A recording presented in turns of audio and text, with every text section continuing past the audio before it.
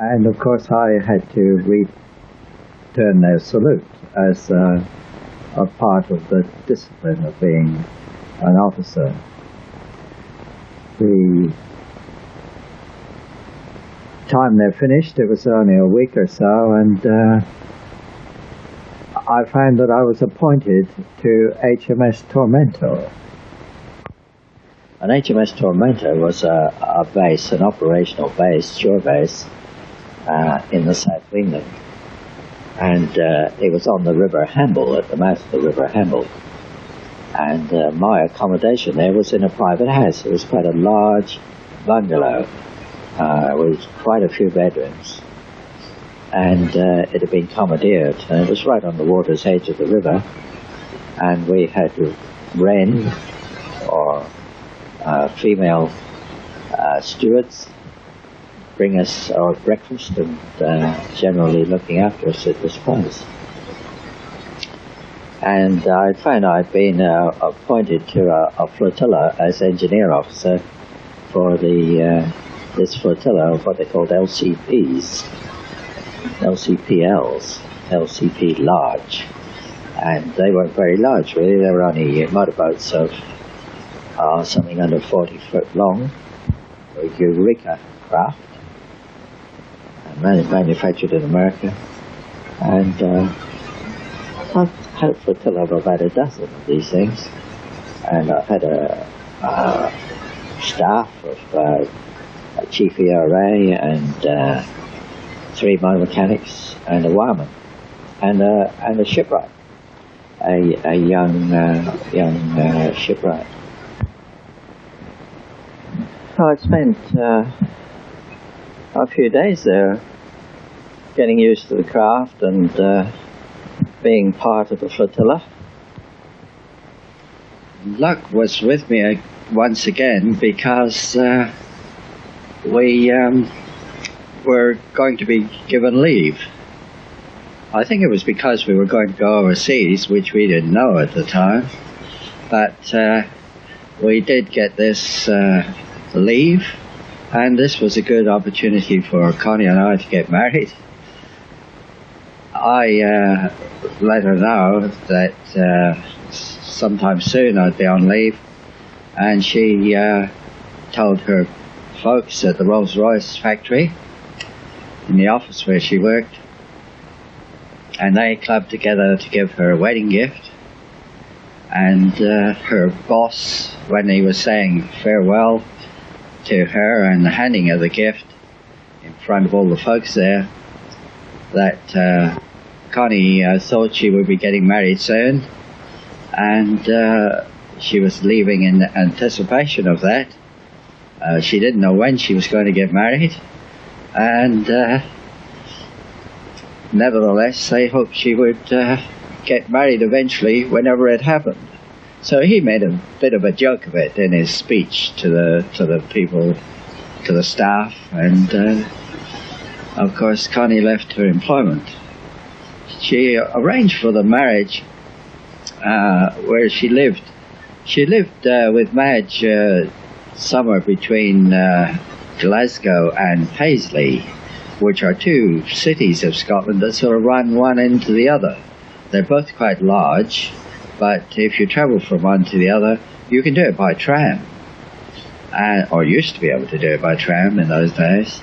And of course, you never were out of a built-up area all the way.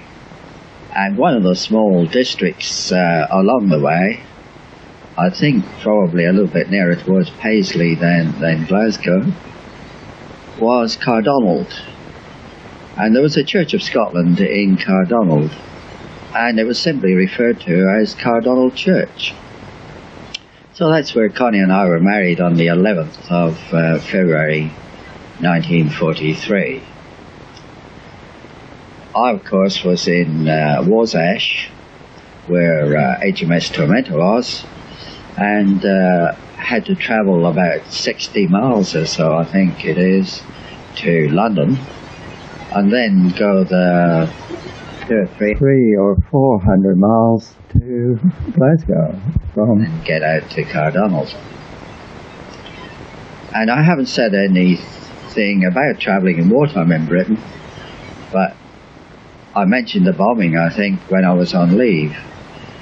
The whole of the time, Britain was being bombed, and people in the services and people in civilian life, of course, got used to it.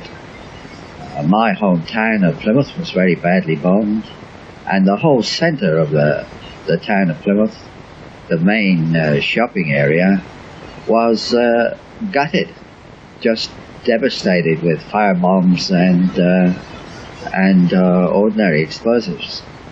So that the old town that I knew in Plymouth as a boy is no longer there. If I wanted to walk down George Street or some of the streets of my childhood or my youth, my teenage years, they're completely different and completely rebuilt. So my old hometown is hardly there anymore. Although, of course, a lot of the peripheral buildings are still there. It's just not quite the same. Of course, this bombing was going on during the time you travelled in the UK, and instead of taking 6 hours from London to Glasgow, you could take 3 times or more as long. It was a fairly simple procedure for travellers in trains. You were just shunted into a siding. If the city or towns ahead of you were getting bombed, the train would stop, and might be 2 or 3 hours the bombing would go on, and then all clear was given. Sirens would sound the all clear, and of course the train would move on into the city if the track and the bridges weren't damaged. Otherwise, of course, you'd have to go a long way round and might have to increase the distance by being shunted in the wrong direction, perhaps even. Anyway, it's quite a lot of messing around, and I took about 14 hours to get from London to Glasgow, being stopped on the way. And the trains were very crowded in those days, not quite so bad as trains in some of the third world countries, where you see them sitting on the roof of the carriages and hanging outside the carriages, but very close to it. Every spare inch of space was taken up. And I had a first class ticket and should have sat in a first class compartment in quite comfortable circumstances. But because the carriage was crowded and there were people sleeping on the floor, in the corridors of the train there were people sleeping everywhere, and in the luggage racks overhead in the compartments, and even 1 or 2 people trying to sleep in the toilets. So of course they were disturbed every so often for someone who wanted to get in. And so I, with my first class tickets, laid in with a lot of other people, just close together in this corridor of a first class compartment, and had quite a, well, fitful, sleepless night almost, and arrived in Scotland about 14 hours later, and not feeling like getting married, because that was the day I was to get married. So I went along to a barber's shop and had a shave and a haircut there, which freshened me up a bit, and then made my way to Cardonald, to 35 Lantern Drive was the address of Connie's sister's Madge. Knocked on the door, and Madge came to the door and shouted, "Connie, it's Tom." And she turned to me and said, "Connie's just about to have a shower." And Connie had thrown on a jumper and her trousers and rushed down the stairs, and we were in each other's arms. and Madge was sort of saying to Connie, "Oh, you shouldn't have come down like that." But of course, Connie and I weren't caring. We were just together again, and that was the most important thing to us at that time. I think Madge and her husband Andy and Connie and I went to the church in the same car. And there were a few other relations of Connie's who lived locally, but no representatives of my family, of course, because they were so far away. And at that time, I hadn't even informed them that I was getting married, because, well, the arrangements were so doubtful. I didn't even know that I was going to get leave, and so there was no way I could let them know, and they could have then arranged to travel through wartime Britain to get from the south of England to Glasgow. So a few people at the church, and Connie and I were married, and we made our way then to a house still in Glasgow, but not far from Clonbald, where another sister of Connie's lived, Cathy. And Cathy and her husband had a meal prepared for all the people of the family who were there, and we had a little bit of celebration in the house. Your grandmother and I received some telegrams at the wedding, and one I remember is the one from a sister who wasn't able to be present at the wedding, Muriel, and the telegram said, "Who said they would stay with Mother until they were 82?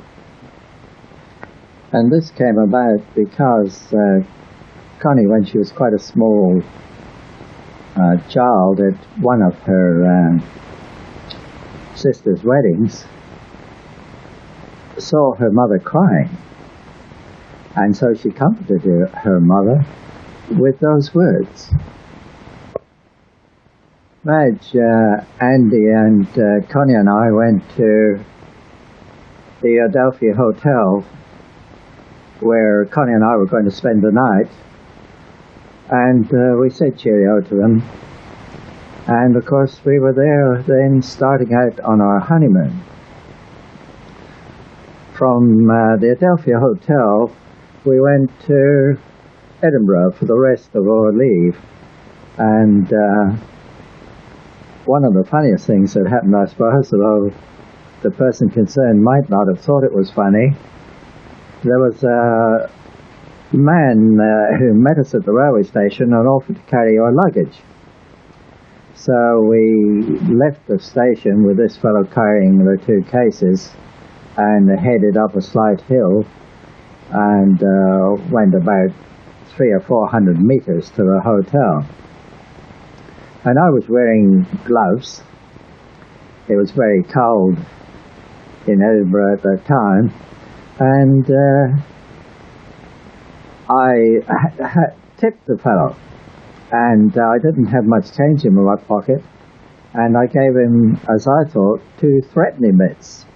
So he wasn't getting very much anyway. But after the fellow had left, I found that one of the threepenny bits was stuck to my glove. So I only gave him 3pence. And Connie always reminds me how miserable I was, and even more mean than Scots people are supposed to be. We made a trip out to the coast and saw a little bit around the place, but made our way then from Edinburgh down to Warsash.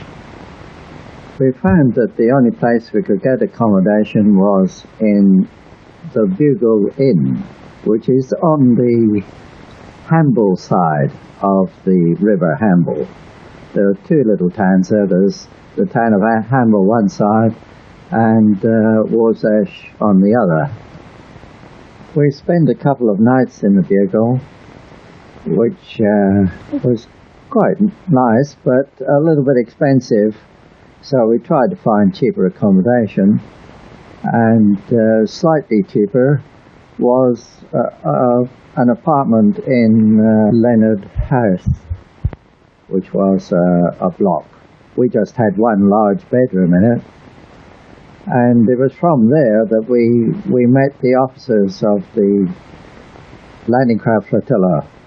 All my mates came down to the Bugle for half an hour or so to have a drink with Connie and I, to meet Connie. And Connie and I were a little bit late getting there, late enough for there to be a line of drinks up on the bar for us, 3 or 4 gins, which were gin and limes.